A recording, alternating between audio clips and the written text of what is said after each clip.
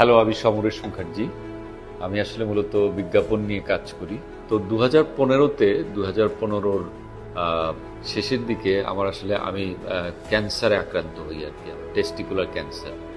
তো তখন আসলে নর্মালি যেটা হয় যে মানুষ তো ক্যান্সার বা এই এই জাতীয় ক্রিটিক্যাল ডিজিজ যখন মানুষের হয় তখন খুব মানুষ আতঙ্কিত হয়ে যায়।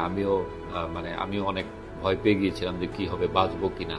আমাদের সচেতন হওয়া উচিত। আমরা আসলে প্রবলেমে না পড়লে আমরা কোনো কিছু করি না, এরকম একটা টেন্ডেন্সি আমাদের অ্যাজ এ হোল এরকম আছে, ইনক্লুডিং মি। কারণ আমি যখন প্রথম পলিসি করি কেউ আমাকে বলেছিল, আমি কিন্তু নিজে থেকে করি।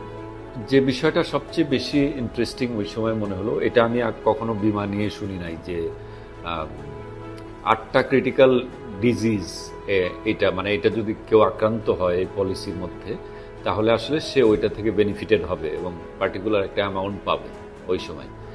টাকাটা যখন আসলে হঠাৎ করে অ্যাকাউন্টে ঢুকে গেল, তখন আসলে মেটলাইফের উপরে আমার প্রথম ট্রাস্ট ফ্যাক্টরটা 100% হতে শুরু করলো। আমি ট্রাস্ট করতে থাকলাম যে যখন সবচেয়ে বেশি দরকার ছিল টাকাটা, তখন আসলে আমি বেশ ভালো অ্যামাউন্টের টাকায় আমি পেয়ে গেলাম।